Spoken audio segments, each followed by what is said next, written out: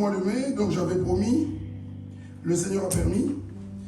Nous allons dire l'essentiel parce qu'il y a tellement beaucoup de choses. J'ai été moi-même surpris de constater que c'est un sujet, un thème que nous négligeons. Mais j'ai compris une chose. Dieu merci parce que moi, de mon propre côté, j'avais déjà pris beaucoup de dispositions.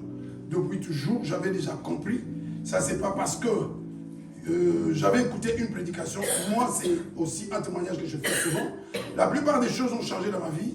C'est soit pendant que j'étais en train de méditer, soit pendant que j'étais en train de prier, que le Seigneur me convainc de quelque chose.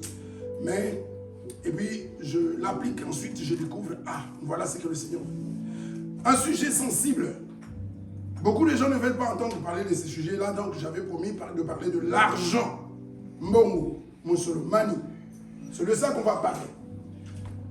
Si ton cœur commence à battre vite, dis-toi que tu as un problème et c'est pourquoi ce matin nous en parlons parce que tu dois être libéré. Et le terme c'est dîme ou pas dîme, tu dois t'affranchir de maman. Tout simplement. L'objectif, c'est que tu sois affranchi. Parce que dans l'église aujourd'hui, je ne parle pas du monde, de ceux qui ne connaissent pas le Seigneur, parce que je parle à ceux qui ont accepté Christ, à ceux qui sont venus à l'église pour écouter Christ, à ceux qui reconnaissent en lui leur Seigneur. Ceux qui reconnaissent qu'il y a un Dieu et qu'il y a un paradis. Et qui reconnaissent que la parole de Dieu, c'est la vérité. Dieu veut te libérer. Parce que tous ceux qui ne seront pas libérés de maman n'entreront jamais dans le royaume des cieux. C'est là que j'ai commencé à comprendre que, mais parfois c'est vrai, on hésite, on n'en parle pas beaucoup, on ne parle pas beaucoup de l'argent. Pourquoi? Parce que les gens n'aiment pas qu'on parle trop de l'argent. Et quand on parle de l'argent, il y a tellement de préjugés. Je vais parler de ces mots-là, mais brièvement passer, parce que l'essentiel n'est pas dans le mot dîme. Je suis étonné, je suis le premier étonné que beaucoup, presque tous les serviteurs, s'acharnent, en parlent, insistent, comme si c'était ça le plus important. Je vais vous démontrer ce matin que ce n'est pas ça le plus important. Parce que le mot dîme, qu'est-ce que ça veut dire? Tout simplement, un dixième. Donc toute la question est là. Est-ce que ce plus important, ma vie en tant que chrétien, ma foi, mon salut, ne dépend que de un dixième de mes biens que je donnerai ou ne donnerai pas à Dieu? Non. Beaucoup sont passés à côté et se sont lancés dans des débats inutiles. Mais l'argent, c'est très important parce que Jésus lui-même, je suis étonné que la Bible parle autant de l'argent. Vous allez être fatigué. Prenez vos notes parce que dans l'enseignement, on doit prouver sur base des Écritures tout ce qu'on dit. Je ne suis pas en train d'évangéliser. Dans l'évangélisation, je peux prendre un verset et parler pendant 1 heure. Ce n'est pas une simple prédication. C'est un enseignement. Et un enseignement, ça s'appuie toujours sur ce qui est écrit. Je ne peux pas parler pendant 10 minutes sans prouver sur base des Écritures que ce que je dis, ce n'est pas moi qui le dis, mais ça vient de la parole de Dieu. Amen. Amen. La première chose que nous devons retenir ce matin, la toute première, j'ai parlé de maman, c'est Luc chapitre 16, verset 13. Déjà le mot maman, on ne vient pas de moi.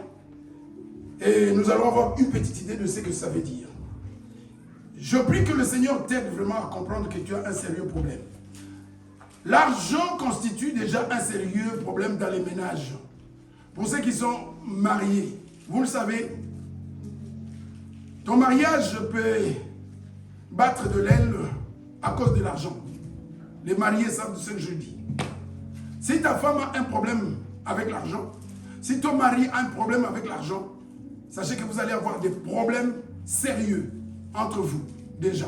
Ça montre déjà que si tu as une femme qui aime l'argent, qui dépend de l'argent, qui est esclave de l'argent, ou un homme qui est esclave de l'argent, les mariés savent ce que je dis, c'est un problème déjà dans le foyer. De la même manière, si tu as un problème avec l'argent et que tu y es dépendant de l'argent, que tu as beaucoup d'amour pour l'argent et que tu crois que l'argent, c'est la seule chose la plus importante dans le monde et que ta vie en dépend, tu auras de problèmes spirituels avec Dieu. Et si tu n'es pas délivré de ça, nous allons le prouver, tu verras que le royaume t'est fermé. Ah, à cause de l'argent? Oui. Nous allons le démontrer. C'est qui, maman? Déjà, Jésus, ici, il est catégorique. Il ne te propose pas. Aujourd'hui, les chrétiens prennent parfois la parole de Dieu comme si c'était des propositions. Je dis, faisons attention. Une fois que tu tombes sur un mot dans la Bible et tu vois que ce mot te concerne, prie, médite, renseigne-toi, cherche à savoir pourquoi Dieu a voulu qu'on mette ce mot dans sa parole. Pourquoi? Que tu saches. Parce que Dieu parle tantôt d'une manière ou d'une autre. Et chaque mot que Dieu a voulu qu'on le place dans sa parole, il avait derrière un message à transmettre. Et Jésus dit, nul serviteur ne peut servir deux maîtres. Et quels sont ces maîtres? Il n'y en a pas quatre. Jésus parle des deux. Et dans ces maîtres, moi je trouve quelque chose d'extraordinaire. Et il dit, car, déjà, l'impossibilité de servir les deux, on aimera l'un et on haïra l'autre. Il s'attachera à l'un et méprisera l'autre. Vous ne pouvez servir Dieu et maman. Donc sache que toi qui viens à l'église, tu as en réalité devant toi, dans ta vie, tu as le choix d'être serviteur ou servante de Dieu ou de maman. Et ça ne me dit pas que c'est par rapport à ton comportement. Nous sommes clairs. Est-ce que nous sommes d'accord? Ici, on nous dit qu'on ne peut pas servir deux maîtres. Et c'est quoi l'élément principal, central ici? Qu'est-ce qui est concerné ici? Vous voyez que c'est important qu'on ne pouvait jamais imaginer. Ici, on parle de l'argent. On ne parle pas de comment tu te comportes, comment tu t'habilles, comment tu te maquilles, comment tu... Non, on parle de l'argent. Donc, comme nous sommes là, il y a au milieu de nous des gens qui ont compris qu'ils doivent servir Dieu et il y a des gens qui sont esclaves de l'argent. C'est-à-dire, leur maître, c'est l'argent. Et donc, il faut qu'ils en soient libérés. Ça, c'est déjà un. Est-ce que tu es serviteur de Dieu ou de maman? Être serviteur de quelqu'un, c'est quoi?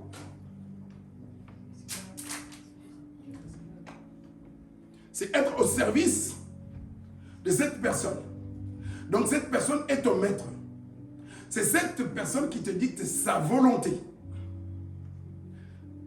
Ce qui veut dire que les serviteurs, les servantes des mamans, ils ne peuvent pas faire ce qu'eux veulent. Ils font ce que maman exige qu'ils fassent.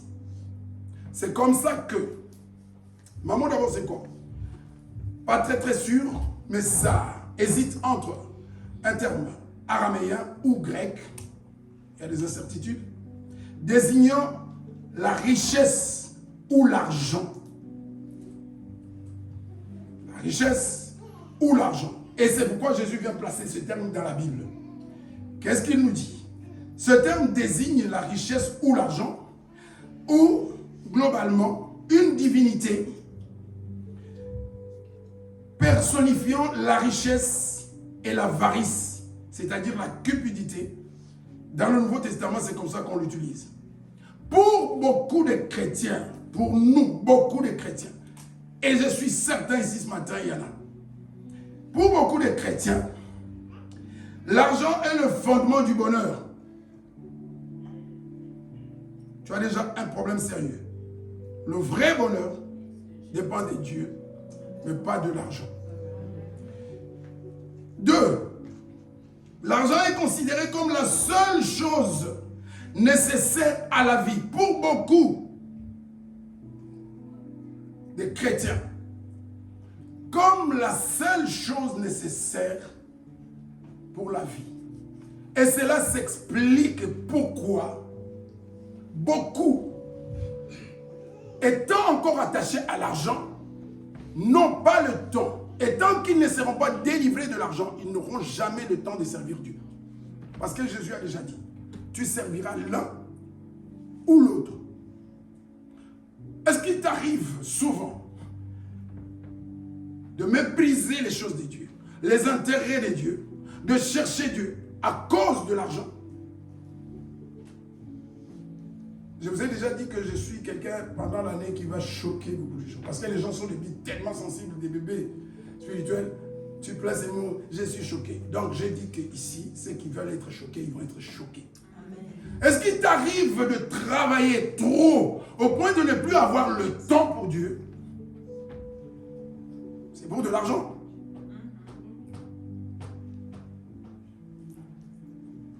Si tu es encore à donner trop d'importance à l'argent et à ton travail au détriment de Dieu, tu n'es pas encore un chrétien. Parce que Dieu exige la première place. Amen. Je travaille d'accord, mais mon travail ne peut pas m'empêcher. J'ai parlé de fatigue dans la semaine. Je sais aussi qu'il y avait des gens qui étaient choqués. Oui, tu es fatigué toute l'année et tu as envie de faire une pause. Ce n'est pas Dieu qui t'a fatigué. Nous sommes d'accord. Attendez-vous à être choqué. Ce n'est pas Dieu qui t'a fatigué. C'est toi qui t'es fatigué. Moi, pas étant encore vraiment chrétien, j'ai connu un couple très jeune. J'étais étonné et ils m'ont inspiré que ces jeunes couples chrétiens, je les ai vus prendre la décision. Je pensais qu'ils étaient fous, mais ils avaient déjà la connaissance de Dieu que moi je n'avais pas. Ils se sont décidés de travailler à mi-temps, l'homme et la femme, comme ça ils avaient un salaire. Et ça leur suffisait. Je me disais qu'ils étaient fous. Pendant que toi, tu cherches à faire des heures supplémentaires, ce n'est pas Dieu qui t'a dit, fais des heures supplémentaires pour gagner comme tu veux, trop. Donc, j'avais choqué. Pourquoi? Parce que j'avais dit, ce n'est pas le Saint-Esprit qui t'a dit, va en vacances, va à Majorque, va je ne sais pas où, va en Ukraine, va. Ce n'est pas le Saint-Esprit, c'est toi.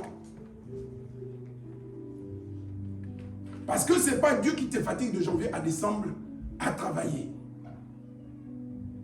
Parce que comme tu n'es pas encore délivré de l'argent que tu gagnes par an, de janvier à décembre, Dieu ne touche même pas un 0,0,1 centime de ton argent. Ta fatigue, tu la mets sur le dos de qui? Entre nous. On va discuter aujourd'hui. Et tu as même la permission peut-être de poser une question. Parce que c'est l'enseignement.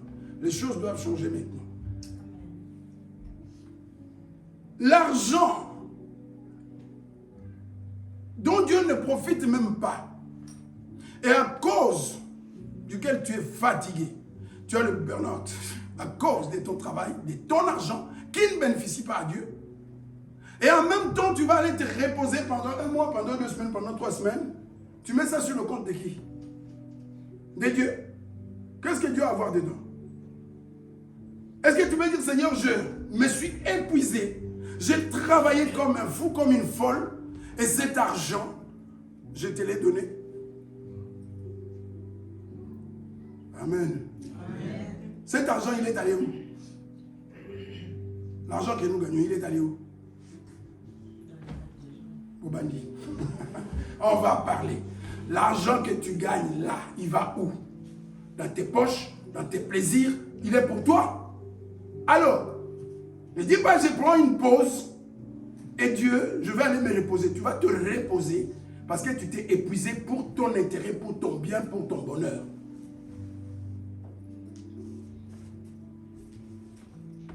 Et si c'est le cas, il y a un problème sérieux. Ces personnes qui ne sont pas des apôtres, qui ne sont pas du 1er siècle, ces jeunes, très jeunes, à ta place, tu diras, mais ils s'en foutent. Comment est-ce qu'ils vont acheter la maison? Je ne sais pas comment ils vont faire, mais ils ont fait confiance à Dieu. Ils ont diminué leur temps de travail et ils pensaient qu'avec ce qu'ils vont gagner, qui est peu peut-être pour toi, ils auront ce qu'il faut. C'est ça un chrétien. Le ciel, ce n'est pas pour tout le monde. C'est pour seulement des personnes qui seront capables de renoncer toute la semaine. Oui, le ciel, ni n'y entreront que ceux qui sont capables de renoncer à leurs avantages. Si tu es là ce matin, que tu n'es pas encore prêt à renoncer à tes avantages, à te dire, ok, j'ai besoin, peut-être qu'il me fallait une très belle voiture, mais je vais me contenter d'une Mazda qui coûte moins cher pour servir mon Dieu, avoir le temps de servir mon Dieu. Tu es quelqu'un qui a compris le secret de marcher avec Dieu, parce que tu peux renoncer à certaines choses. Je voulais un villa, mais si je dois tenir à avoir un villa, je vais avoir des problèmes avec mon Dieu, je n'aurai pas le temps de le servir. Alors, je vais me contenter d'une cabane. C'est ça être chrétien. Et ça, pour beaucoup, c'est il délire, il parle, il dit n'importe comment. Oui, c'est ça être chrétien. Tous ceux qui fréquentent les églises ne sont pas des chrétiens. Malheureusement. Tous ne sont pas des chrétiens. Il y a des figurants. Et c'est pourquoi l'église doit changer le message pour que les gens se réveillent. Ce serait triste que ce jour-là, le Seigneur te dise, je ne t'ai jamais connu. Pourquoi? Parce que tu étais à l'église et tu étais attaché au monde, tu étais attaché à tes intérêts, tu étais égoïste et moi, je n'avais pas de place dans ta vie. Mais tu allais quand même à l'église, tu dansais, tu chantais.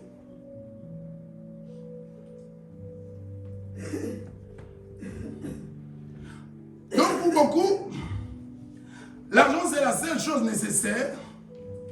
Pour beaucoup. Mais ils ignorent que l'argent attise la convoitise. L'argent anime l'esprit de lucre, donc de possession.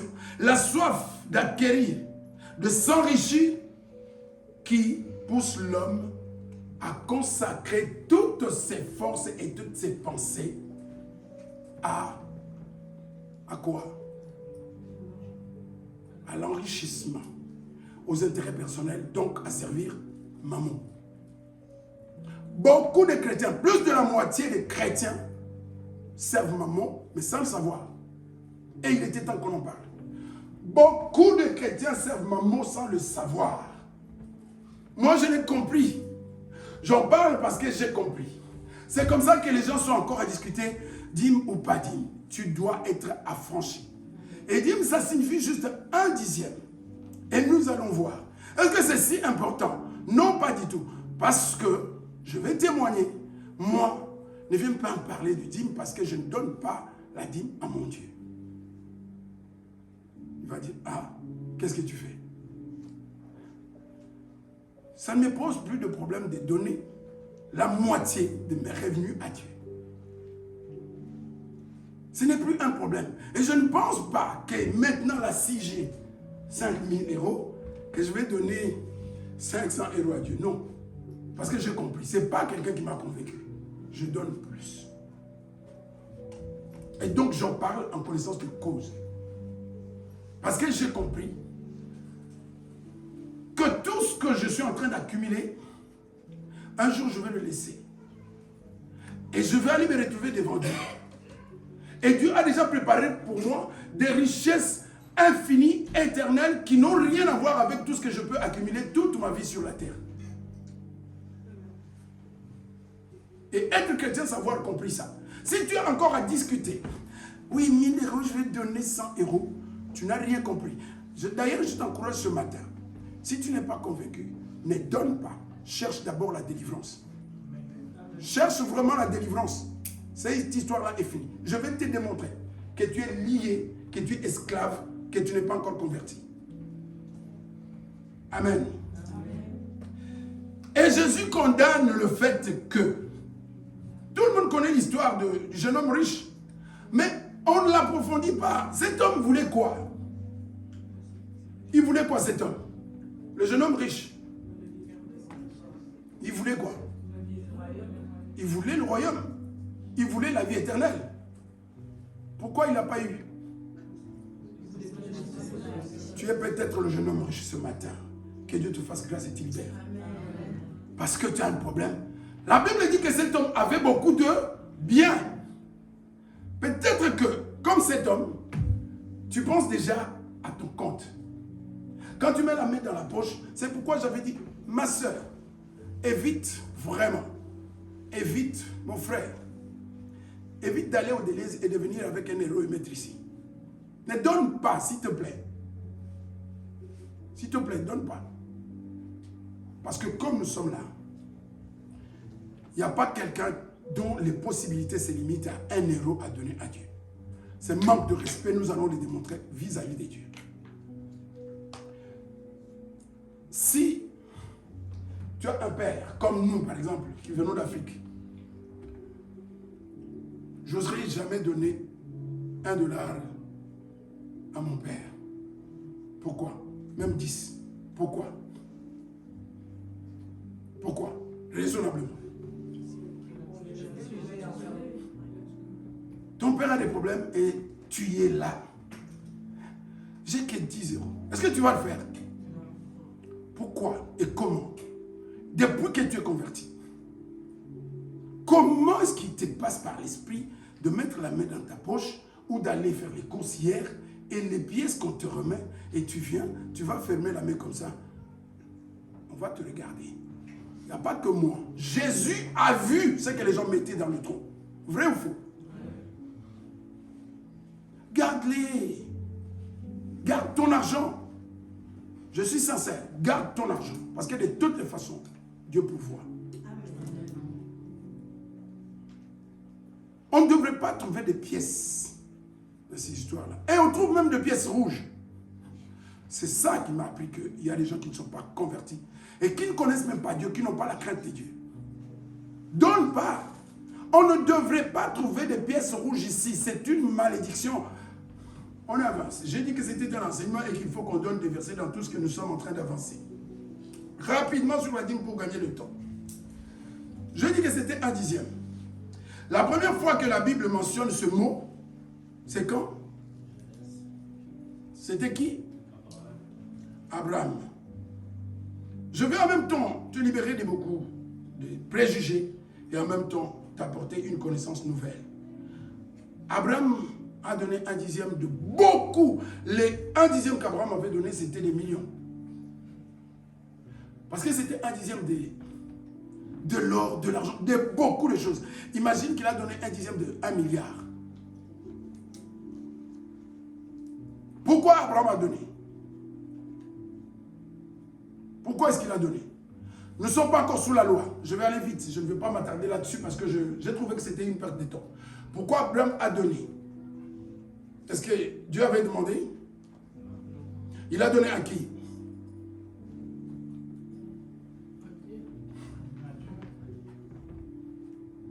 Melchisedec. Mais en réalité, il a donné à Dieu parce que je vais vous donner un verset qui vous montre que tout ce que tu donnes, quelle que soit la personne à qui tu donnes, sache que tu donnes à Dieu. Je vais donner le verset. Parce que c'est ça l'enseignement, il faut prouver. Et Melchisedec est comparé à Jésus. Et il y a un verset dans le Nouveau Testament, dans Hébreu, où on dit comment, on va le lire après. Considérez combien est grand celui à qui Abraham a donné 1/10. Il a donné pas à un monsieur, n'importe comment, à une personne comme ça. Considérez combien est grand. C'est-à-dire, la grandeur de cet homme a obligé Abraham à donner. C'est une sorte de louange pour dire, il est tellement grand. Une personne que tu respectes, tu ne vas pas lui donner n'importe quoi. Un ami pour lequel tu as beaucoup d'estime, tu ne vas pas lui donner n'importe quoi. Même dans nos maisons, notre façon d'accueillir les gens qui viennent chez nous dépend de la considération que nous avons vis-à-vis de ces personnes. Si tu dois accueillir aujourd'hui Willy de Meyer chez toi, je suis sûr que tu peux aller vite acheter les choses peut-être qui n'existaient pas à la maison, que toi-même tu n'utilises pas. Pourquoi? Parce que tu as beaucoup de considération pour lui. Et beaucoup de chrétiens aujourd'hui n'ont aucune considération de Dieu. C'est pourquoi, je vais encore choquer d'autres, ils ne tiennent même pas compte du temps où ils doivent venir à l'église. Ils viennent quand ils veulent.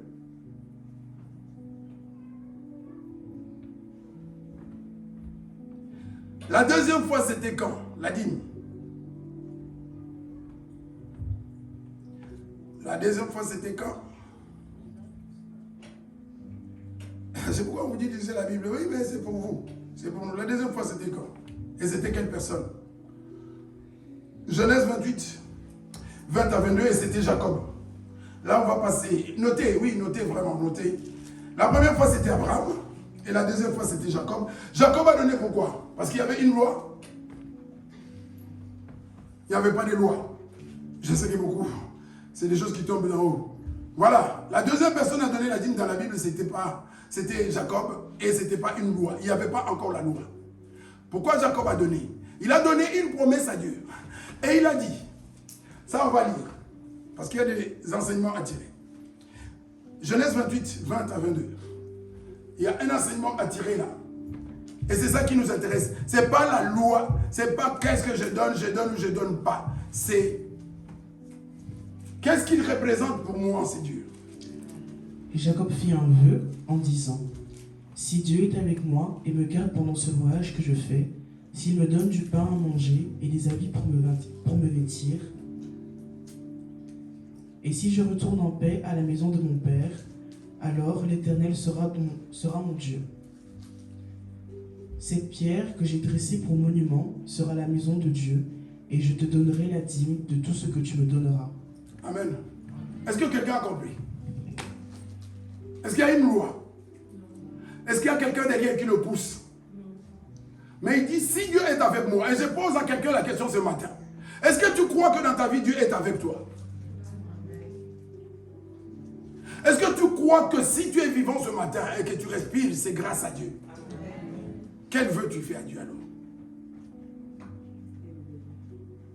Décembre, vous allez vous présenter là. Bonne année, janvier à décembre. Si on avait l'esprit de Jacob, on allait dire, Seigneur, 12 mois, beaucoup de gens sont morts. Au mois de décembre, je vais te donner 1/10 de tout ce que je gagnais pendant un an. Ça a déjà traversé ton esprit? Non, parce que maman domine encore. On pense à Dieu, donne-moi le travail, Seigneur merci, Seigneur merci. Mais on ne pense pas à dire, à cause de tout ça, au lieu de me contenter de dire merci, qu'est-ce que je lui donne? Un chrétien, avec quelle maturité, il doit commencer à se poser. Il y a un chant qui dit, il se demande, qu'est-ce que je vais, de tout ce que tu as fait pour moi, qu'est-ce que je vais te donner? Est-ce que tu te poses la question? Non, Seigneur merci, Jésus, comme ça. Mais tu ne te poses pas la question. Oui, quelqu'un qui te fait tout le temps du bien, est-ce qu'il ne mérite pas en retour quelque chose? Si Dieu est avec moi, cette pierre que j'ai dressée pour monument sera la maison de Dieu. Donc je vais ériger ici. Je vais faire quelque chose pour Dieu. Pourquoi? Parce que je suis reconnaissant. Je ne suis pas un égoïste ni un ingrat comme les chrétiens d'aujourd'hui. Chrétien de nom. Tu peux être à l'église et tu vois qu'on bricole des micros. Et tu viens avec un euro pour me donner. Avec un euro, on va acheter un micro. Vous savez qu'il y a des micros de... Bon, je limite. Il y a des micros de 1500 euros. Le premier micro qu'on a acheté dans cette église, c'était 250 euros. Et il y a des années. Toi, tu voudrais quoi? Mais il y a aussi des micros de 20 euros. Est-ce que si nous avons de la considération pour Dieu, c'est des micros de 20 euros qu'on doit acheter pour servir Dieu? Mais on se contente d'acheter 2 parce que toi, tu donnes 1 euro. Dieu merci, pas tout le monde. Dieu merci, pas tout le monde. Avec tes 2 euros, on va acheter un micro à 500. On va se contenter de micro de 30 euros. Mais David ne pouvait pas se contenter de donner à son Dieu un micro de 20 euros. Amen. Hein? On continue? Vraiment, vous êtes sûr? Jacob fait ça. À la place de Jacob, toi, tu fais quoi? Rien. Tu t'es jamais posé la question. Par rapport aux dîmes, c'est là que je vais dire, sors de la loi depuis ce matin. Amen. Parce que la Bible parle d'abord de 3 dîmes. 3. La dîme de Lévite, la dîme de festivité et la dîme pour les pauvres. Quand tu mets les trois, la première c'était 10%, la deuxième c'était 10%, la troisième c'était 10%, mais 10% en 3 ans. Divisé par 3, ça fait 3,5. Donc la totalité, s'il faut parler de dîme, et ça j'ai vu que beaucoup ne font pas attention. En réalité, c'est 23%, ce n'est pas 10% que tu dois donner. Mais tout ça, c'est la loi. Amen. Quelqu'un va dire, ah non, ne te réjouis pas. Dieu te demande plus qu'un dixième. C'est pourquoi oublie ce mot-là et donne à Dieu ce qui l'honore. Amen. Rapidement, parce que je ne suis pas en train de détailler, je vais te donner les versets pour aller vérifier tout ce que je suis en train de dire. La dîme des Lévites, j'ai dit d'abord. Nombre 18, 21, 26. Nombre 18, 21, 26. La dîme de festivité qui est annuelle. Deutéronome 14, 22, 26. Et la dîme des pauvres qui est triannuelle, donc tous les 3 ans. Deutéronome 26, 12 à 13. Voilà, tu as noté. Et il y a aussi un verset qu'on utilise beaucoup. Et je vais t'aider ce matin. Si quelqu'un vient te parler des données, qu'il ne te donne pas Malachie 3, 10. Qu'il ne te le donne pas. Qu'il promet de malédiction ou toutes sortes de choses. Qu'il aille bien voir le contexte de ce verset. C'est la loi. Mais tout ce qui est dit là, si on entre dedans, ça fait beaucoup de choses. Et un verset dans le Nouveau Testament sur lequel je me base pour dire qu'il ne te donne pas ce verset, c'est Galates chapitre 3, verset 10 que nous allons lire.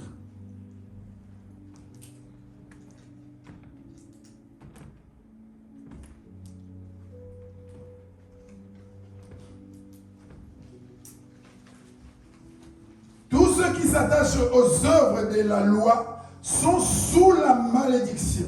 Parce que jusque-là, tout ce qui a été dit là, c'était la loi. Et la Bible dit qu'ils sont sous la malédiction. Pourquoi? Parce qu'il est écrit, maudit est quiconque n'observe pas tout. Et donc, si nous devons donner selon la loi et à cause de la loi, ce n'est pas 10%, c'est 23%. Hein? Et respecter, il faut que ça soit aussi chaque année, tous les 3 ans, comme ça. Donc on sort de là. Je peux continuer à donner, mais en me basant pas sur la loi, en suivant l'exemple d'Abraham qui a donné volontairement, par reconnaissance, ou en suivant l'exemple de Jacob. Ne donne pas parce que c'est la loi. Parce que si c'est la loi, alors tu dois observer tout ce qui est écrit dans le livre de la loi. Est-ce que c'est clair pour chacun? C'est ce que la Bible dit.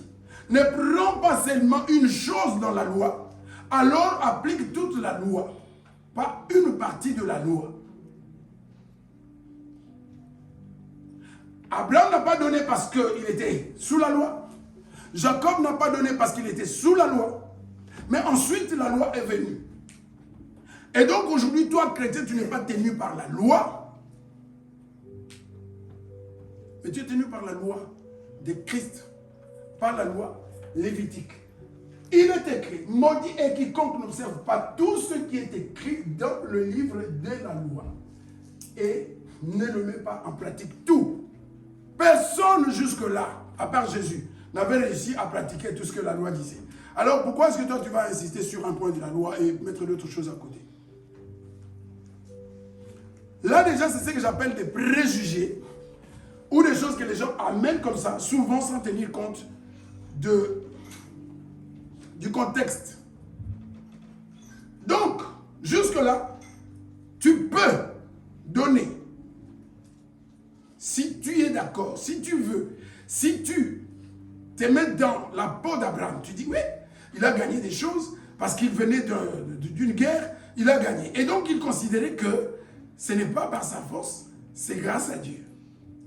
Jacob considère que ce n'est pas moi, c'est grâce à Dieu. Et il donne. Donc donne dans ces contextes-là, mais pas dans le contexte de la loi. Ça change beaucoup de choses. Parce que si tu fais seulement une chose suite à la loi et que tu oublies le reste de ce que la loi exige, tu te mets sous la malédiction. Ce n'est pas moi, ce n'est pas l'Ancien Testament, c'est le Nouveau Testament. Comment? Il le dit dans un contexte où les Juifs, les judaïsants, allaient obliger encore les gens à se faire circoncire. Il dit, oui, la loi parle de circoncision, mais si vous obligez ces gens à se faire circoncire, alors vous devez leur apprendre à pratiquer toute la loi. Est-ce qu'on comprend? Ah. Aujourd'hui, ne demande pas à quelqu'un de faire quelque chose parce que la loi de Moïse l'exige. Il faut trouver un autre contexte. Il faut sortir de la loi. Et donc, ce matin, nous voulons montrer aux enfants de Dieu qu'ils sont obligés de donner, mais pas parce que la loi dit, mais parce que le Seigneur le demande, l'exige, l'attend, pas par rapport à une loi écrite, mais par rapport à l'esprit de liberté. Un point important à retenir. Là, notez s'il vous plaît. Tout ce que tu as, mon frère, si tu avais amené 1 euro, rentre avec tes 1 euro. 2 euros, rentre avec. Tout ce que tu as gagné jusqu'à aujourd'hui, vient de Dieu. Merci. Merci à vous deux. Les autres, c'est leur force, leur intelligence, leur capacité qui a fait qu'ils ont gagné tout ça. Je sais que ça, ce n'est pas des choses qu'on apprécie. Mais c'est destiné à te libérer. À partir d'aujourd'hui, tu ne diras pas, je ne savais pas. Tu fais toute une année. Est-ce que tu as déjà fait, depuis que tu es chrétien, tu as déjà fait les calculs de ce que tu donnes à Dieu de janvier à décembre? Commence à le faire cette année. Tout ce que tu as, les centimes que tu as, les vêtements que tu as, la maison que tu as, la femme que tu as, les enfants que tu as, le mari que tu as, tout, sans exception, vient de Dieu et appartient à Dieu. Ça, c'est moi qui ai annoncé. Maintenant, c'est Dieu qui va le déclarer. Amen. Deutéronome, chapitre 8, 12 à 14 et 17 à 18. Donc, 8 d'abord, 12 à 14. Tout, sans exception, tout. Un chrétien doit connaître ces choses. C'est pourquoi un chrétien, c'est quelqu'un qui vit dans la reconnaissance, dans l'adoration continuellement, tout le temps, qui réalise la bonté de Dieu dans sa vie de A à Z. Mais aujourd'hui, malheureusement, les gens, je ne sais pas, moi quand je suis devenu aussi chrétien, j'étais aussi dans cet esprit-là.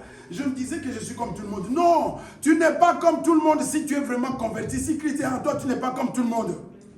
Tu n'es pas comme tout le monde. Il faut que les gens commencent à se dire, mais il est bizarre. Il faut qu'on te trouve bizarre si tu es chrétien. Si tu es encore normal aux yeux de tout le monde, tu n'es pas encore chrétien, tu n'es pas encore converti. Tu dois être bizarre. Il faut même qu'avec ton mari, parfois tu commences à te disputer. Je vous apporterai le témoignage de cet homme qui s'est disputé avec sa femme. Nous n'avons qu'une voiture et tu viens me raconter, Dieu veut que j'offre cette voiture. Heureusement, l'homme s'est imposé, il a donné la voiture et sa vie a basculé jusqu'à aujourd'hui, il est vivant.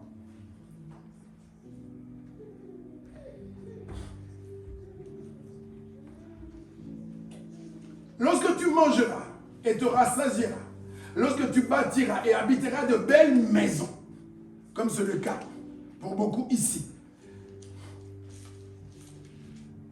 lorsque tu verras multiplier ton gros et ton menu bétail, s'augmenter ton argent, ton compte se remplir et ton or s'accroître, tout ce qui est à toi, prends garde. Lisons ensemble s'il vous plaît. Regardez. Prends garde quoi?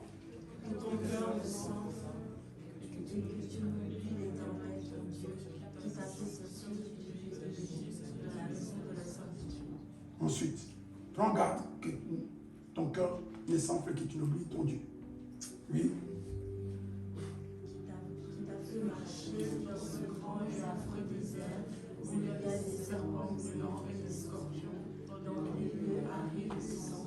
Ça, c'est Israël. Ça, c'est Israël. C'est comme ça qu'il faut lire la Bible. Mais toi, tu n'es pas physiquement juif. Qu'est-ce que Dieu a fait pour toi? Ça, c'est ce que Dieu a fait. Dieu rappelle à son peuple tout ce que j'ai fait pour vous. Et toi, Dieu n'a rien fait pour toi. Ni pour ta famille. Là, c'est des rappels. Dieu te rappelle ce matin. Réfléchis tout ce qu'il a fait pour toi. Tu es là en bonne santé. Je parle avec une personne avec laquelle qui est amputée et qui me dit j'étais consolé. Il a rencontré une personne beaucoup plus jeune qu'elle et qui était amputée des 2 jambes. Il dit ça m'a donné la force parce que je me disais, je me plaignais, mais c'est jeune. Je dis, vous voyez qu'il y a toujours pire que ça. Mais toi, tu as des jambes ce matin. Qui n'a pas ses jambes ce matin? Qui n'a pas ses yeux ce matin? Qui n'est pas en bonne santé ce matin? Qui n'a pas à manger dans son congélateur ce matin? Tout ça, c'est pas toi, c'est Dieu. Et en retour, quoi? Merci Seigneur. Le verset 17. Donc tout ça, Dieu l'a fait. Garde-toi de dire en ton cœur, ma force et la puissance de ma main m'ont acquis ces richesses. Notez s'il vous plaît, ce n'est pas ta force, ce n'est pas ton intelligence, parce que l'intelligence que tu as eue pour étudier, ça vient de Dieu.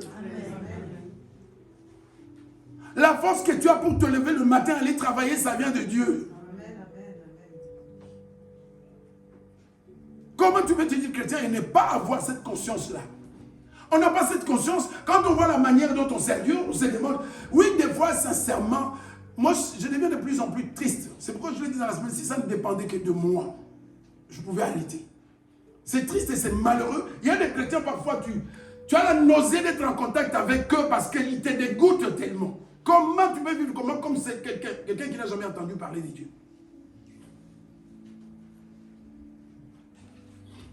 Comment? Quelle légèreté? Dans tout. Quelle est la différence entre toi, qui a l'esprit supérieur, comme Daniel, et les autres? Entre Daniel et les enfants des Babyloniens, il y avait une différence. Quoi? Parce que lui, il avait un esprit que les autres n'avaient pas. Tu as cet esprit ou tu n'as pas cet esprit?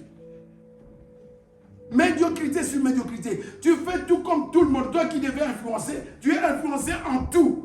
Si les gens vont commencer à faire caca dans la rue, tu vas te mettre ici, là, mais ça se fait comme ça, oui, moi aussi je vais faire.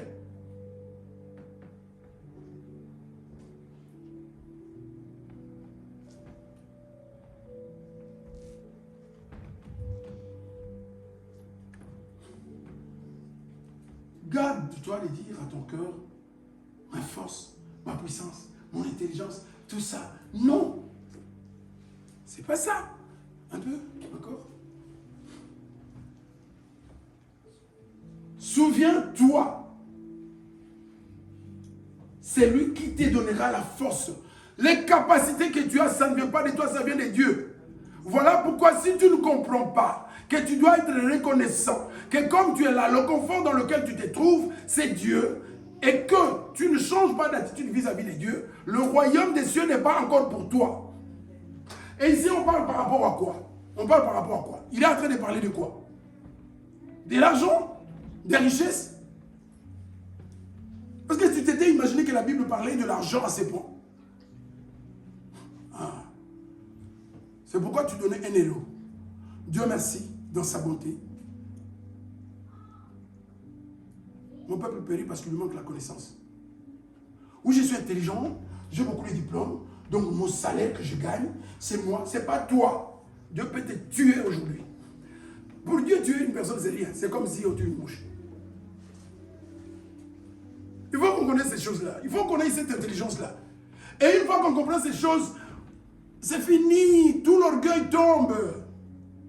Les gens sont orgueilleux même vis-à-vis de Dieu. Si nous avons le temps, je vais entrer dans l'aspect pratique. Parce que tu dois être libéré de mammon aujourd'hui. Amen. Amen. Donc, tu vas les acquérir par la force que Dieu te donne. Et nous avons déjà dit auparavant que ça vient de Dieu et ça appartient à Dieu. Une preuve de plus. Un enfant unique, un enfant. Comment Dieu pouvait se permettre quand tu n'as pas compris? Comment Dieu peut me demander mon enfant? Si Dieu pouvait demander son enfant à Abraham, et alors ton argent? Un enfant et l'argent, qu'est-ce qui a plus de valeur? Pourquoi Dieu pouvait demander l'argent? Parce qu'il savait que c'est lui qui a donné cet enfant.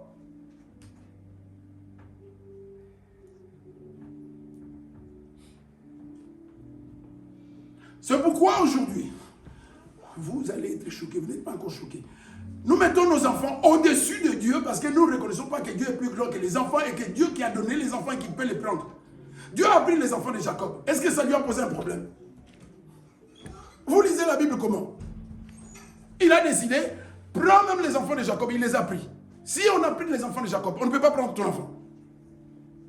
Tu es chrétien depuis quand?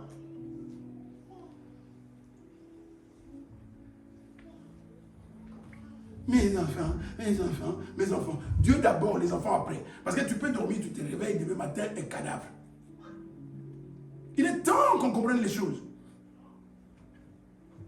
Mettre Dieu à la première place, c'est se mettre en sécurité. Et tout c'est bien.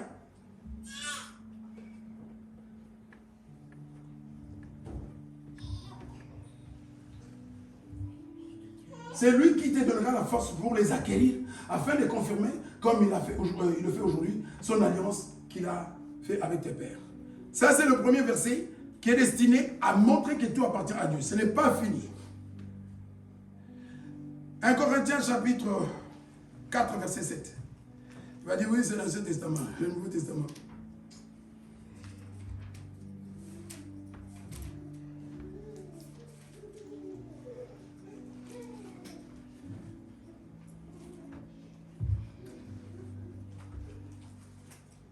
Car qui est-ce qui te distingue? Qu'as-tu que tu n'aies reçu? Est-ce que tu peux... Quelqu'un a quelque chose qu'il pense n'avoir pas reçu de Dieu ici, il peut lever son doigt. Je venais de dire que ta voiture, oui, tu as travaillé, mais tu as travaillé parce que Dieu a permis que tu travailles. Les morts ne peuvent pas travailler. Et si tu es encore vivant, vivante, c'est Dieu. Alors, il pose la question. Et si tu l'as reçu, ce que c'est on va payer, on t'a donné. Et la personne qui te donne là, c'est la personne qui a fait que tu sois là ce matin. C'est la personne qui t'a donné le souffle pour que tu sois là ce matin. Une personne qui te fait du bien tous les jours. Une personne qui t'a créé. Tu existes même par sa volonté. Qui était là pour dire à Dieu, Dieu crée-moi, envoie-moi au monde. Je vais exister. Qui? Quelle attitude nous devons avoir vis-à-vis de quelqu'un qui a fait tout pour nous? Tout. Quelle attitude? C'est comme ça que même pour prier, quand on voit comment les gens s'agenouillent devant les hommes, quand tu es amoureux ou amoureuse, tu vois comment tu fais des coupettes devant la personne. C'est un être humain, il va mourir. Élève Dieu, incline-toi, humilie-toi devant Dieu, pas devant les hommes. Et surtout quand on fait, oui mais c'est mon mari, oui mais c'est ma femme. Dieu va te supprimer, toi, ton mari, ta femme, tes amis. Il est temps qu'on connaisse Dieu. Nous servons un Dieu que nous ne connaissons pas.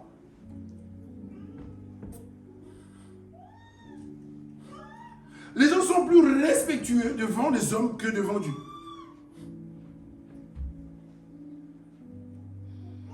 Alors, qu'as-tu qui est tenu par Jésus? Si tu l'as reçu, alors pourquoi te glorifies-tu? Comme si tu ne l'avais pas reçu. Je continue le verset sur le fait que tout vient de Dieu ou je donne encore. Avec les deux versets, vous êtes convaincus que tout vient de Dieu. Notez quand même, parce qu'on doit avancer. Notez encore. Notez 1 Chronique 29, verset 11 à 18. 1 Chronique. Non, on doit le lire. Il y a un point important là-dedans. 1 Chronique, s'il te plaît, ma soeur, 29. Il y a quelque chose de très important là.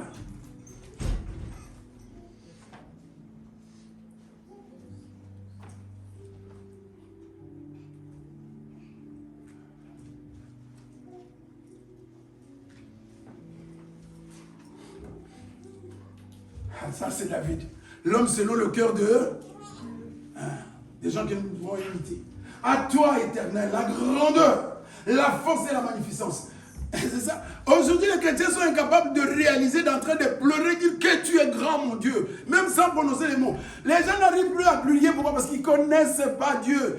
Une personne qui ne connaît, qui ne réalise même pas la grandeur de Dieu. Voilà pourquoi les mains viennent comme ça avec un héros. Et tu vas plonger la main comme ça. Moi, je vais te regarder aujourd'hui.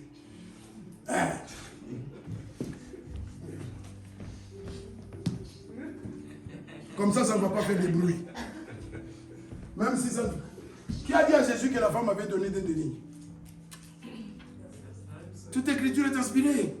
Qui a dit à Jésus que la femme avait donné des deniers?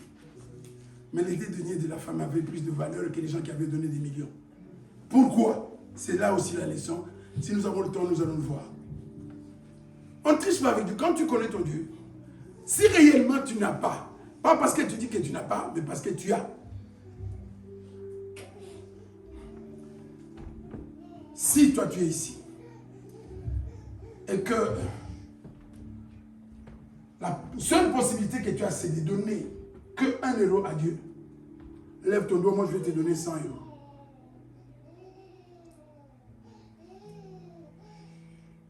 Si tout ce que toi tu peux donner à Dieu c'est 1 euro parce que tu n'as rien, lève ton doigt. Là, je vais sortir, aller dans le bureau et je vais te donner 100 euros.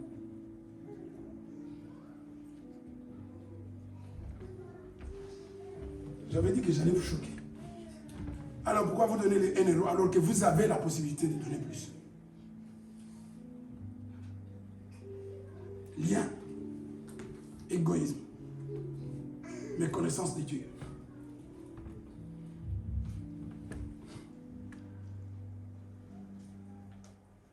La grandeur, la force, c'est ça David. La magnificence, l'éternité, la gloire.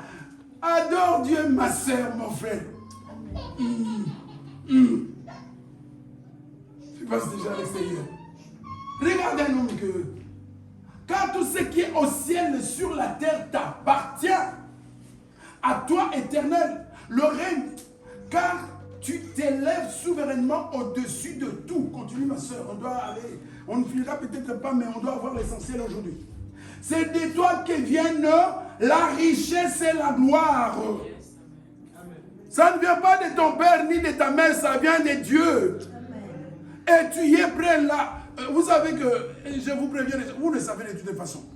Quand nous serons fatigués, hein, nous, les papas John, donc les parents, hein, donc je me mets à la place de tous les parents. Vous savez que les parents, quand ils n'auront pas assez de moyens, c'est vous qui allez payer la maison de repos pour eux. Ah, vous êtes surpris, vous ne savez pas. Avec sa retraite de 800 euros, les maisons de repos maintenant c'est entre 2000 et 3000. Donc le reste c'est toi qui vas payer. La semaine j'ai accompagné une dame, j'ai assisté à ça. Ah, moi je ne devrais pas, moi j'ai les blettes. Je me sens commencer à fatiguer les couches, je rentre. Donc moi maison de repos, sinon vous ne me verrez pas. Sauf si je meurs maintenant encore que je suis en forme, mais autrement fatigué, c'est hein, là. Et je vais me donner, imagine, tu vas obliger les enfants à commencer à payer déjà avec son salaire. Se prendre en charge et te prendre en charge, c'est compliqué. Hein? Moi, je me prépare, je pense à tout. Donc, tu vas demander à Jonathan de commencer à te payer ta maison de retraite et tout ça. C'est compliqué, hein? Ah. C'est dans ta main que sont la force, la puissance, l'intelligence, la sagesse, l'aptitude, toutes les qualités pour être un bon travailleur, pour être un bon manager. C'est dans ta main que ça se trouve. Et donc, suite à mon travail, tout ce que je gagne, je le reçois de toi. De toi, ma soeur, tu n'as rien que tu n'as pas reçu de Dieu. Et combien tu retournes à Dieu? Rien. Alors, on peut te qualifier de qui? De qui? Dites-moi, aidez-moi. Égoïste, radin. Hein? Beaucoup de chrétiens radins. Il n'y a pas de place au ciel pour les chrétiens attachés à l'argent. Hein?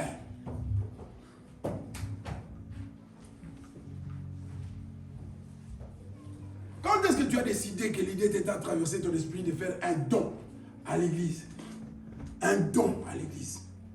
Je décide d'acheter un piano à 1000 euros, 1500 euros, c'est pour la gloire de Dieu. Ce n'est pas comme si tu avais acheté la voiture à Frère Philippe. Mais je donne 1000. Que Dieu m'aide, moi je vais le faire. Changer tout, moi je vais le faire. Que Dieu m'aide. Parce que je sais, je connais ces dieux-là. Nous qui venons de Bled, je pouvais être un Koulouna. Vous connaissez les Koulouna? Mais oui, j'ai des gens qui ont étudié avec moi, qui marchent avec les gens des chaussures là qu'on colle là. Donc tu te promènes et puis ça coupe, les fils de fer ça coupe et puis tu mets. Je pouvais tirer comme ça. Qu'est-ce que j'avais de meilleur qu'eux? Quand je comprends ça, moi qui avais un père pauvre qui ne m'a même pas laissé 1 euro sur le compte, et tu es là, tu manges bien, tu dors bien, tu es véhiculé, tu ne penses pas d'où ça vient. Et je vais calculer pour donner à Dieu. Le jour où je mourrai, il restera un bâtiment où les gens vont continuer à adorer Dieu, quelque part que je finançais avec ce que Dieu m'a donné.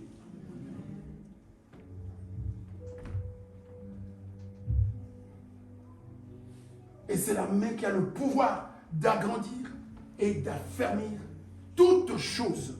Parce qu'on commence à comprendre le rapport, ton rapport, la vie, ta vie avec l'argent, toi, l'argent et Dieu. Est-ce qu'on commence à comprendre la relation qui vous unit à toi? Et encore, ton avenir dépend de lui. Ton avenir dépend de lui. Il y a des gens qui étaient bien portants et qui ont fini leur vie handicapés. Ça peut t'arriver. Si c'est arrivé aux autres, pourquoi pas toi? Et c'est Dieu qui peut faire que ça n'arrive pas. Donc c'était ce verset-là. Important. Oh, on va continuer. Le verset, oui, jusqu'à 18. Maintenant, notre Dieu, nous te louons. Pourquoi? Nous te louons pourquoi? Il loue pourquoi? David, c'est l'homme qui pouvait louer Dieu de la manière dont il avait créé. Mais aujourd'hui, les gens ne louent pas Dieu de la manière dont il les a créés, parce qu'ils veulent tout changer de tout ce que Dieu a fait. Ils se trouvent moches. David ne se trouvait pas moche. Les gens se trouvent moches aujourd'hui, ils doivent tout superficiel, artificiel. Je ne veux plus avoir beaucoup d'amis.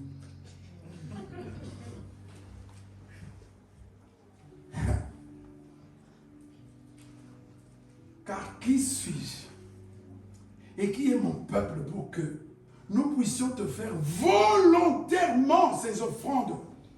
Que tu parles de dîmes, que tu parles d'offrandes, que tu parles des dons, que tu parles de libéralité, on parle de l'argent. De ce que tu vas donner à Dieu. Arrêtez d'être aveuglé. Oui, c'est ça, c'est ça.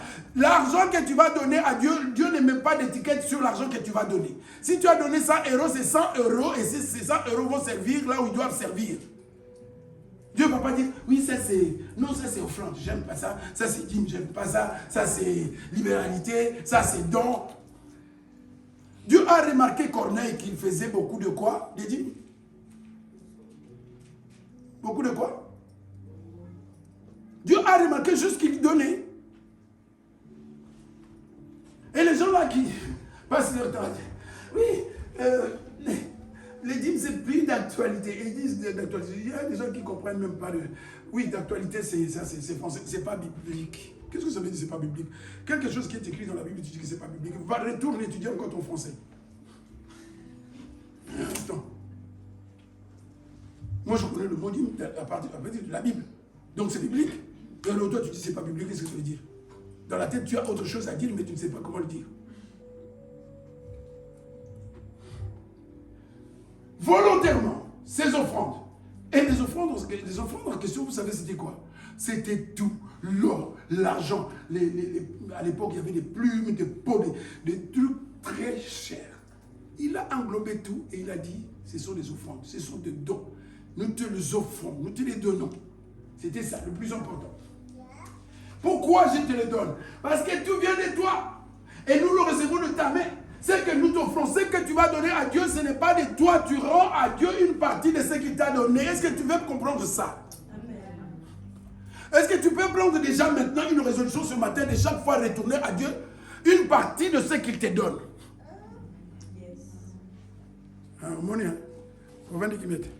Est-ce que ce matin-là, parce que tu ne diras plus que tu ne savais pas, tu vas prendre la résolution de retourner à Dieu chaque fois une partie de ce qu'il te donne?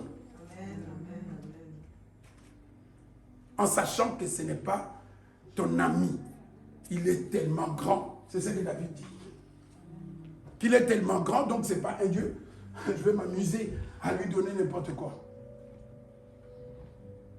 Nous t'offrons ce que toi tu nous as donné.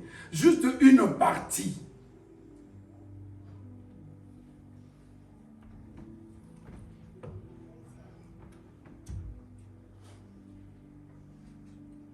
Nous sommes devant toi, des étrangers et des habitants comme tous nos pères. Nos jours sur la terre sont comme l'ombre. Il n'y a point d'espérance.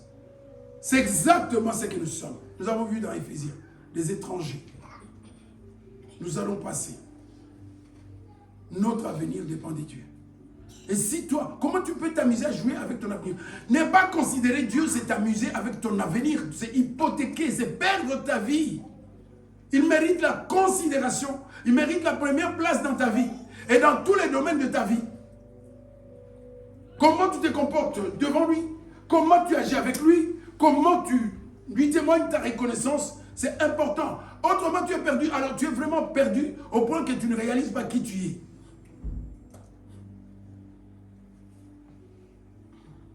On avance. Le Nouveau Testament. Nous étions dans l'Ancien, bien que nous ayons pu. Alors, là, je vais donner des versets qui vont te montrer que quel que soit ce que tu donnes, sache que tu ne donnes pas à un homme, tu le donnes. Même si tu m'achètes une cravate, oublie-moi, sache que la cravate, tu l'as achetée à Dieu. Amen. Amen. Les versets. Proverbe 19, 17. Tout ce que tu donnes, même si tu me donnes à manger, oublie-moi, dis-toi que tu donnes à Dieu.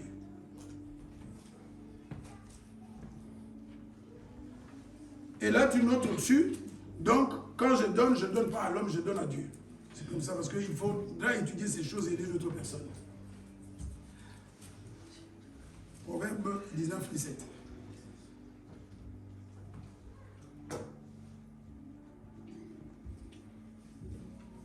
Celui... Oh, je n'ai pas ma Bible. Ça bloque. Vous pouvez me donner une Bible qu'on aille un peu vite. Et en même temps, vous pouvez noter aussi Matthieu 25, 31 à 40. Mais bon, voilà, Matthieu 21. Ça, c'est pour prouver que tout ce que tu donnes à quelqu'un, tu donnes à Dieu. Si quelqu'un a une Bible, il peut lire. Hein? Tu peux me le lire. Ah, tout petit comme ça. J'aime pas ces Bibles-là. Les Bibles à 1 euro. Je dis, moi je ne retiens rien. C'est des Bibles à 1 euro qu'on a acheté. Pourquoi tu n'as pas acheté des Bibles de 10 euros pour donner à l'église? Ah, oui. Attends, est-ce que c'est raisonnable? C'est trop petit. Moi, par exemple, je suis vieux, je ne sais pas lire ça. Tu peux lire. La personne qui a trouvé comme ça, on avance. Proverbe 19, verset 17. Si tu as ton téléphone, prends, on avance, on gagne le temps.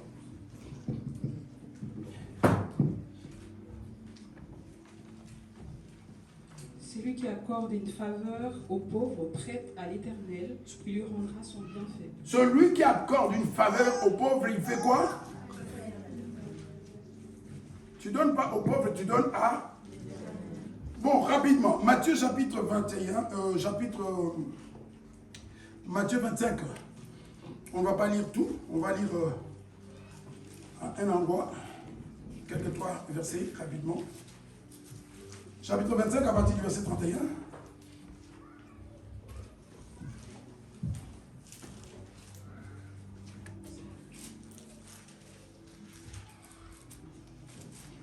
Lorsque le Fils de l'homme viendra dans sa gloire avec tous les anges, il s'assiera sur le trône de son Père. Ensuite, toutes les nations ont assemblé devant lui. Il séparera les uns comme le berger sépare les brebis avec les boucs. Oui, ensuite. Et il mettra les brebis à sa droite. Il mettra les brebis à... Et les boucs à sa... Qui sont les brebis? Qui sont les boucs? On continue, ma soeur. Et il dira à ceux qui seront à sa droite, venez, vous qui êtes bénis de mon Père, prenez possession du royaume qui vous a été préparé dès la fondation du monde. Pourquoi? Car j'ai eu, et vous m'avez donné, j'ai eu, vous m'avez donné, j'étais étranger, vous m'avez recueilli.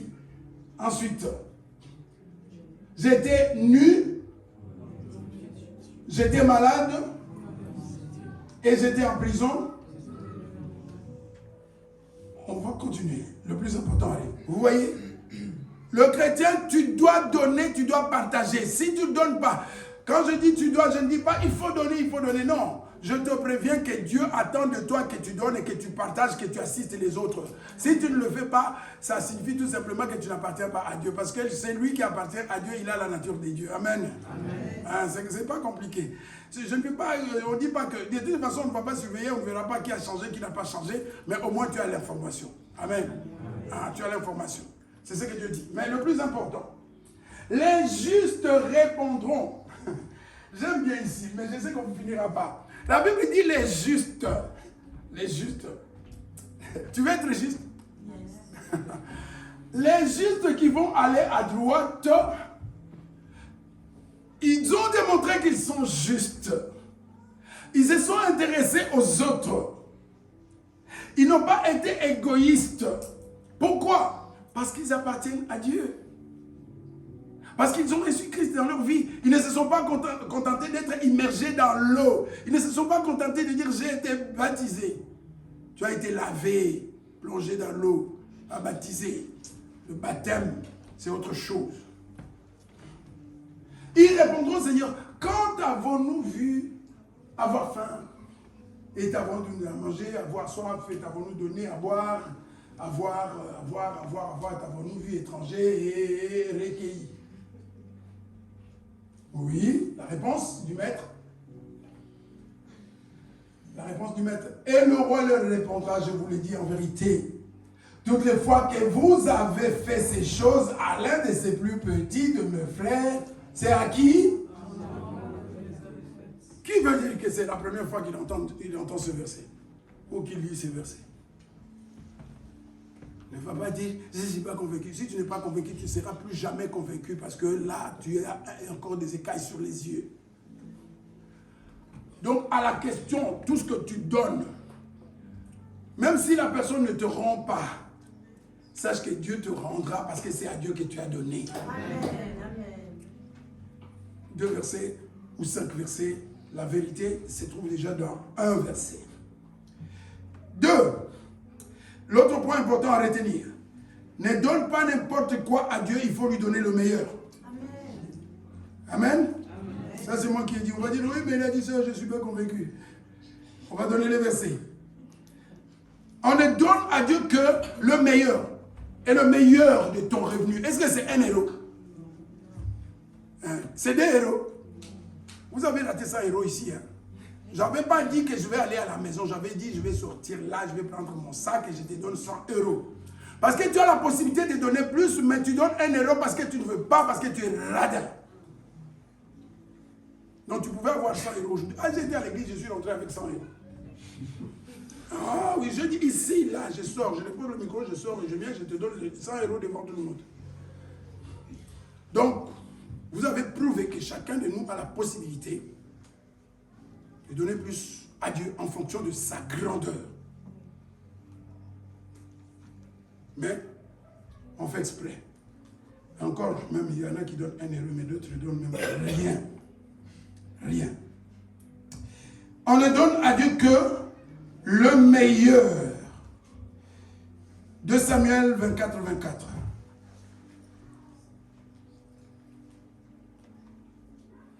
Que le meilleur. Pas les miettes. Donc avant d'aller au délèze, prends la part de Dieu, mets à côté. Ne va pas faire tes courses et attendre le retour à la caisse. Non, ne fais plus ça. On ne finira pas, mais on continuera.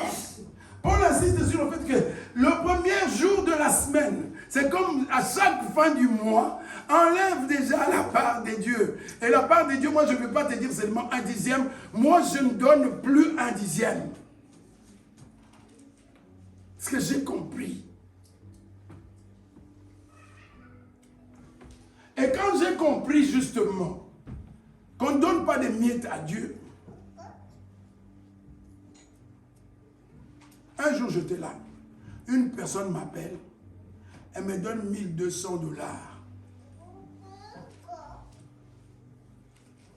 sans avoir demandé.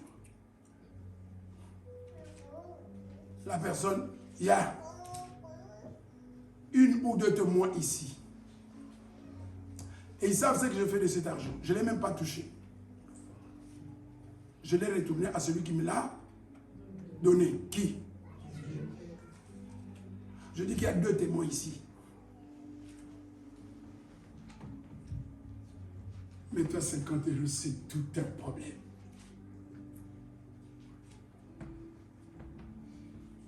La même personne m'appelle et me donne 500 €.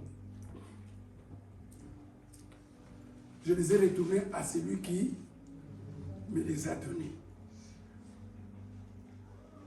La personne ne voudra pas, mais il y a un témoin ici. Pas parce qu'on m'a obligé, mais parce que j'ai compris. Parce que j'ai fait tellement confiance à Dieu, je sais que jusqu'au dernier jour, il se souviendra de moi. Je peux encore allonger la liste.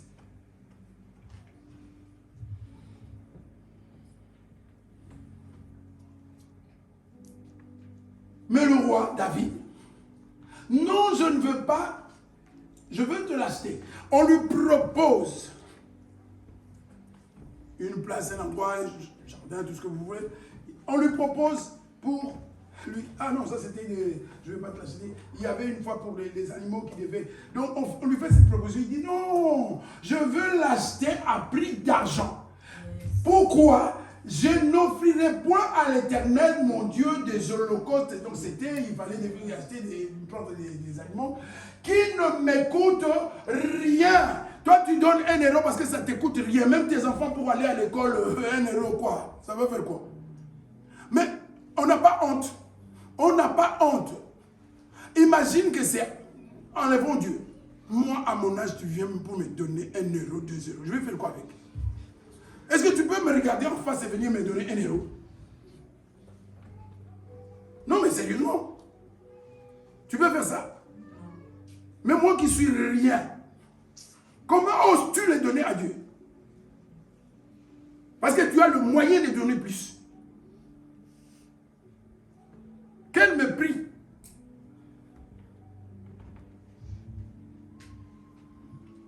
Parce que nous rappelle-t-on, je vais vous démontrer que Dieu déteste et qu'il ne les considère pas. Au lieu de perdre 1 €, parce que Dieu ne les considère pas, au lieu de les perdre, va acheter, même le pain aujourd'hui, c'est plus 1 €.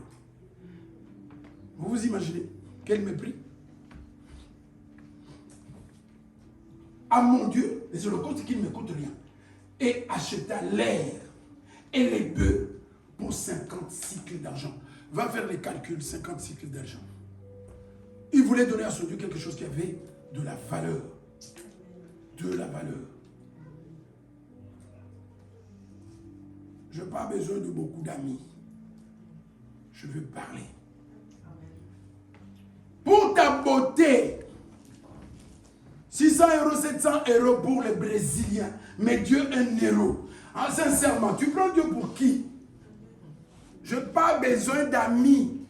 Je veux me faire ami de Dieu.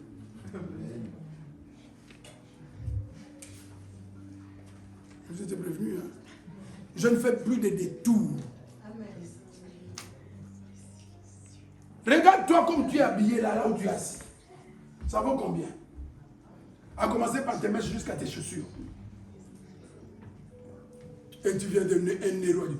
Répands-toi, parce que si tu l'as fait, toi qui l'as fait, qui l'as toujours fait, s'il te plaît, là c'est l'amour de Dieu. Tu n'avais peut-être pas conscience. Va te repentir. Sincèrement. Réponds-toi. Dis Seigneur, pour toutes les fois où j'ai pu me comporter de cette façon, je me repens. Je change. C'est ça la bonté de Dieu et l'amour de Dieu. Réponds-toi. Amen.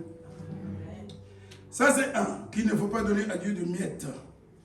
Il faut toujours donner le meilleur.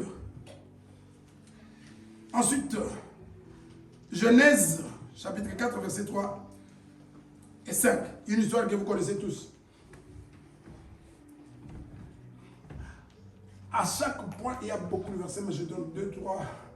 Je crois que c'est suffisant. Je serai obligé de sauter, mais on reviendra plus tard. Parce qu'il y a beaucoup de choses. Beaucoup. Je ne pouvais pas imaginer que c'était autant de choses que les gens devaient savoir. Qui ne connaît pas Caïn? Tu ne l'as pas rencontré, mais tu le connais. Tu le connais comment? Parce que la Bible en parlait. Au bout de quelques temps, Caïn fit à l'Éternel une offrande de fruits de la terre. Et Abel de son côté en fit une des premiers-nés de son troupeau et de leur graisse. L'Éternel porta un regard favorable sur Abel et sur son. Ensuite, mais il ne porta pas un regard favorable sur Caïn et sur son offrande. Pourquoi? Pourquoi?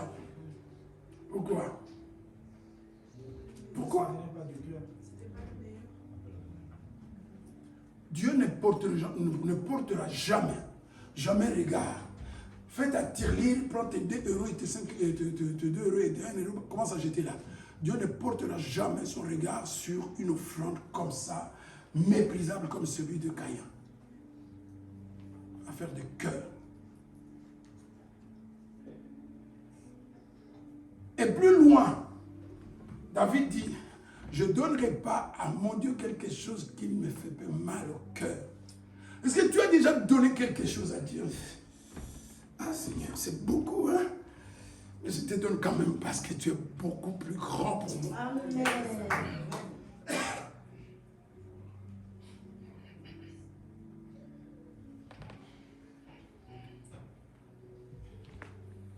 Ah Seigneur. Tu es le Dieu qui veut que tous les hommes soient sauvés. Et pour qu'ils soient sauvés, il faut qu'ils connaissent la vérité. Dispose le cœur pour que cette vérité puisse trouver sa place dans le cœur des gens. Qu'ils soient délivrés de mammon. Le problème, c'est quoi? Tu aimes trop l'argent plus que Dieu. C'est ça le problème. C'est que tu ne peux pas donner à Dieu. Quand tu auras les enfants, tu es capable. C'est pas compliqué d'expliquer. Prie ma soeur, Dieu peut te parler. La parole de Dieu, c'est à la fois compliqué, c'est à la fois trop simple. Pourquoi est-ce que tu es capable de donner à tes enfants beaucoup plus, mais un peu seulement à Dieu? Quelle est la raison? Quelle peut être la raison? Mais tu les aimes plus que Dieu. Dieu ne représente rien pour toi. Ils sont tout pour toi. De toutes les façons, c'est qu'on lit sur Internet. Ils sont tout pour moi. Et Dieu n'est rien pour toi. Voilà pourquoi tu donnes des miettes à Dieu. Et Dieu ne supporte pas ça. Il faut que tu le saches. Tu es en train de t'enfoncer. Et le temps est en train de passer. Tu vas te retrouver devant lui. Il va dire, je ne t'ai jamais connu. Tous ici, nous sommes prêts à fermer les yeux, à donner 1000, 2000 euros, 3000 euros à Dieu, à nos enfants ou à nos parents. Mais à Dieu, quoi? 2 euros. Et jusque-là, tu attends d'être enlevé. Relève-toi, réveille-toi. Tu étais à côté. Tu étais à côté jusqu'à ce matin. Tu priais, oui, mais tu manquais de considération pour Dieu. Tu manquais de considération pour Dieu. Il n'avait aucune valeur devant toi. Et tu les montrais.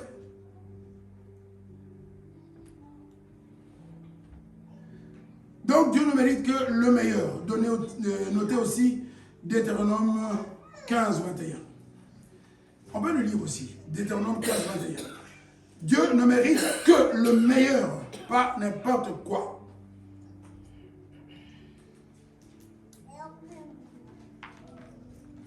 « 15, 21.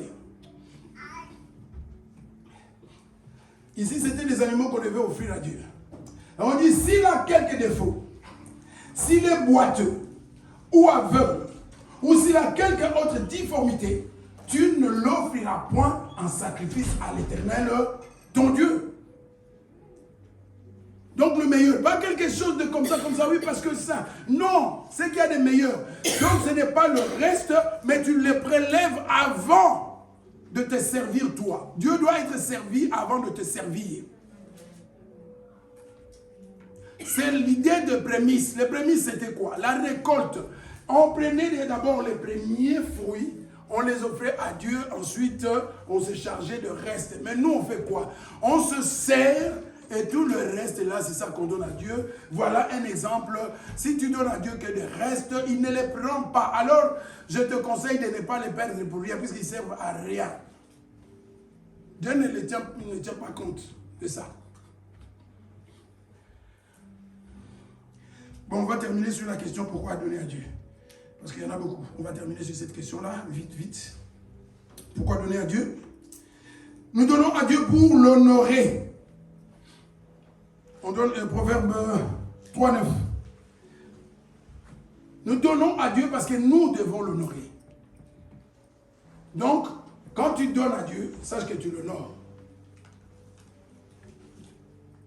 Proverbe 3:9.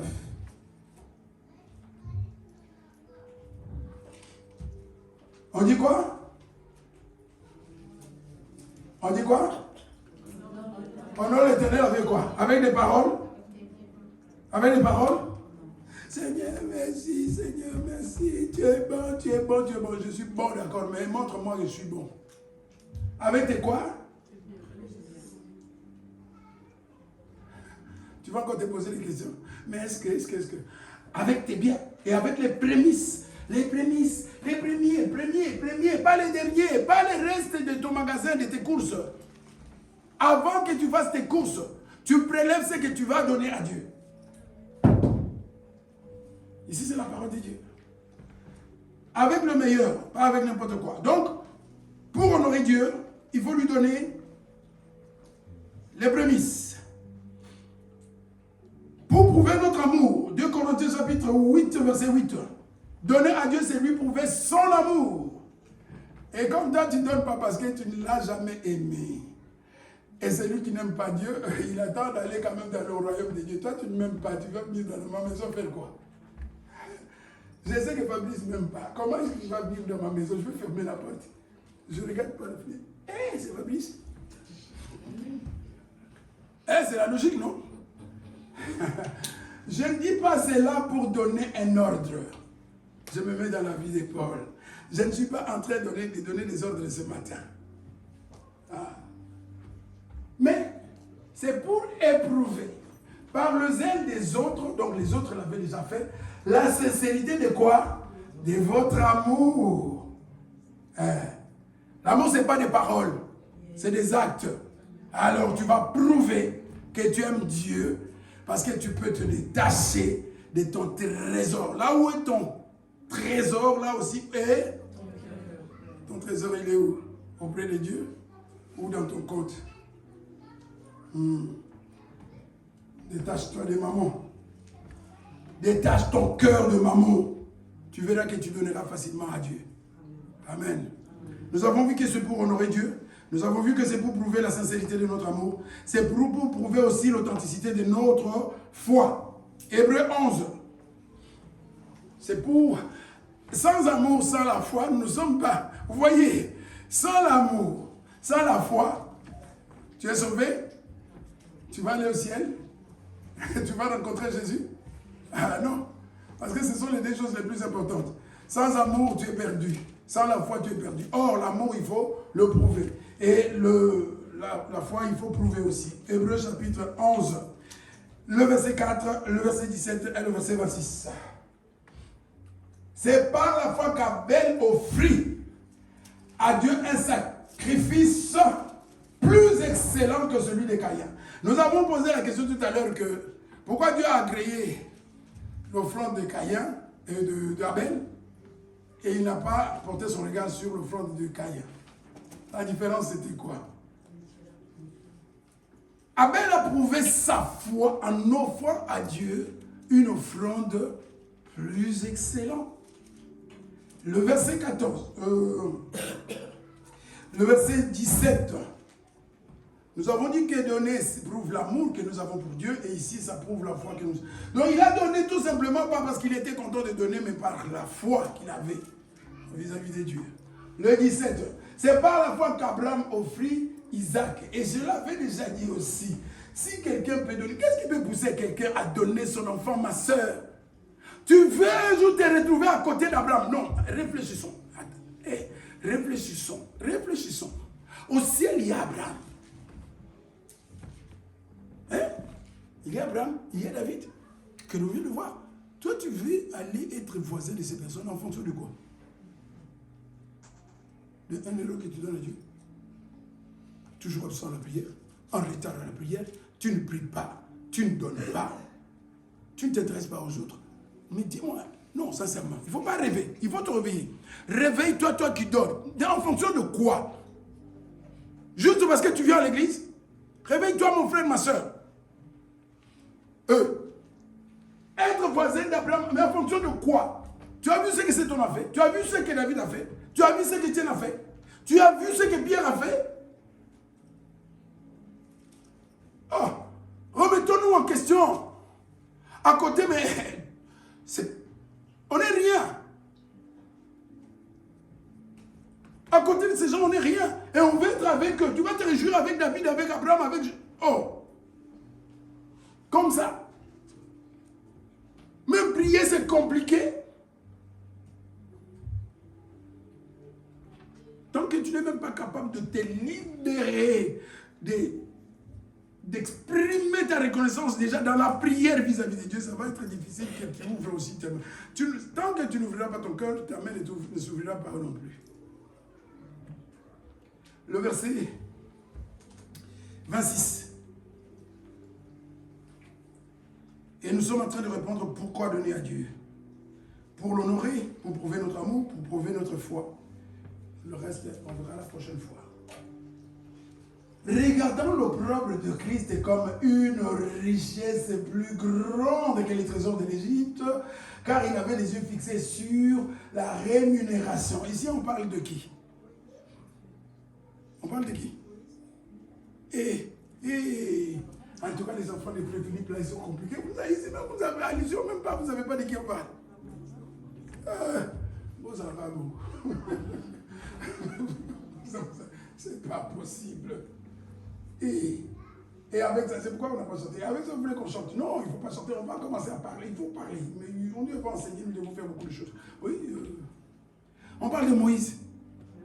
Oh. C'est par la foi qu'il quitta l'Égypte. Il a déconsidéré. Au lieu d'être riche avec Pharaon, il quitte Pharaon. Pourquoi? Parce qu'il pense que ce qu'il va recevoir de Dieu n'a rien de comparable là-bas. Et nous pensons comment? Toi et moi, nous pensons comment? Nous sommes attachés à quoi? À Maman. Lui, il s'est détaché de Maman, qui était l'Égypte, et il s'est tourné vers Dieu.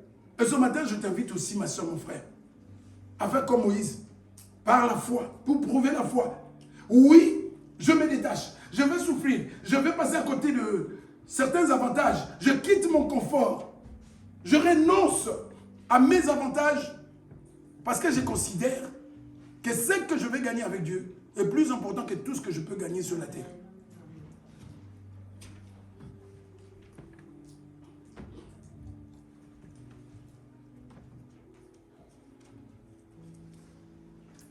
On ne sera pas fini malheureusement. Un dernier verset, le tout dernier, et on arrête là. Nous n'avons pas parlé de jugement, de comment nous allons être jugés par rapport à... Ça va revenir l'autre dimanche.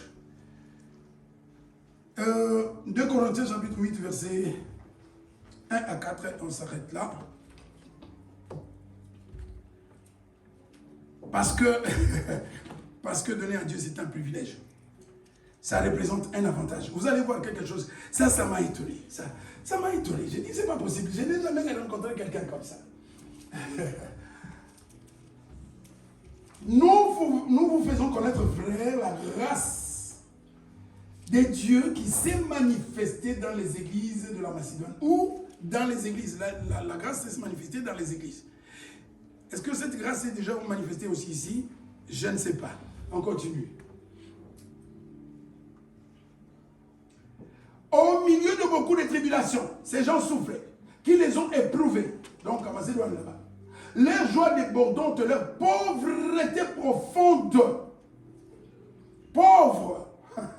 Pauvres ont produit avec abondance des riches libéralités. Malgré leur pauvreté, malgré qu'ils étaient pauvres, ils ont, je l'atteste, je le confirme, donné volontairement, selon leurs moyens. Toi qui as un salaire de 3 000 euros, tu ne vas pas donner comme celui qui a un salaire de 1 000 euros. C'est ça, donner. Tu as beaucoup, tu donnes beaucoup. Tu as peu, tu donnes peu. C'est ça la logique.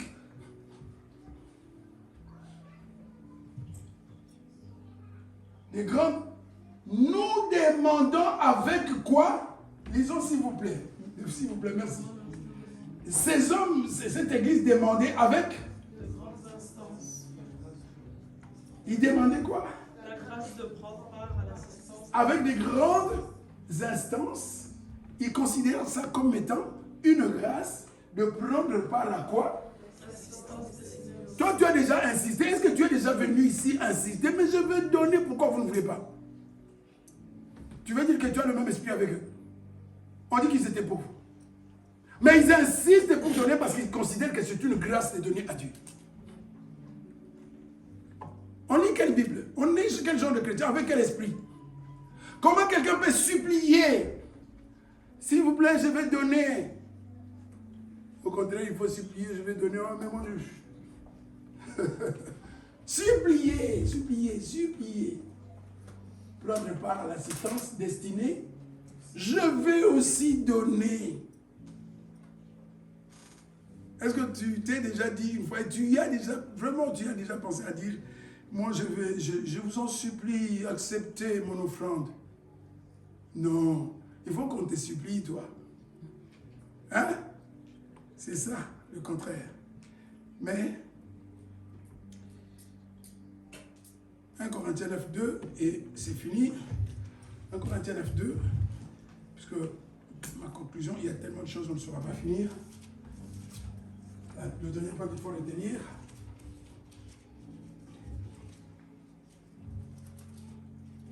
Donc c'est 1 Corinthiens, c'est 2 Corinthiens. 2 Corinthiens, nous avons déjà eu.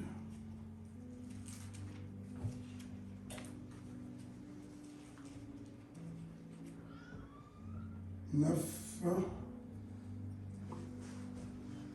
c'est pas ça. 2 Corinthiens, c'est pas 1 Corinthiens.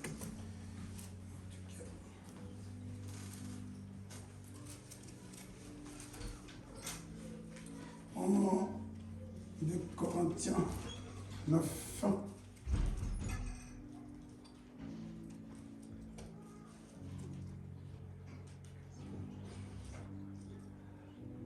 Je connais en effet votre bonne volonté. Je me glorifie pour vous auprès des Macédoniens, toujours, en déclarant que la caïe avance vite. Je vais juste citer un point. J'envoie le frère, continue. On doit arriver là où il montre clairement que celui qui donne peu reçoit peu et celui qui donne beaucoup reçoit beaucoup. Continue le verset. Le verset 6. Oui, mon frère. On va prendre ça comme conclusion. Dieu, c'est-à-dire si Dieu promet de recevoir beaucoup ou peu, c'est-à-dire que Dieu va tenir compte de ce que tu donnes. Hein, c'est ce que ça veut dire. Attends. Sachez-le bien. Il dit sachez-le. Hein? On nous dit ici sachons. Sachant que celui qui somme plus moissonnera, qui somme peu recevra. Tu veux recevoir beaucoup de Dieu ou peu? C'est écrit, note ça. Tu ne feras pas semblant, tu le sais. Sachez-le, celui qui sème peu moissonnera, et celui qui sème abondamment moissonnera. C'est Paul, c'est le Saint-Esprit qui te dit ce matin, c'est lui qui donne 1 euro. Hein? C'est lui qui donne 100 euros.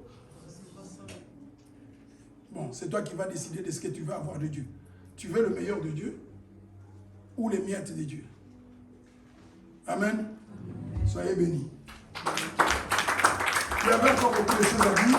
On reviendra.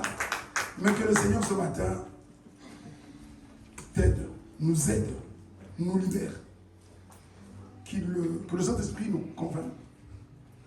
Oui, c'est le cas là, tu peux déjà approcher. Qui nous aide, c'est un terme, c'est vraiment quelque chose de très important.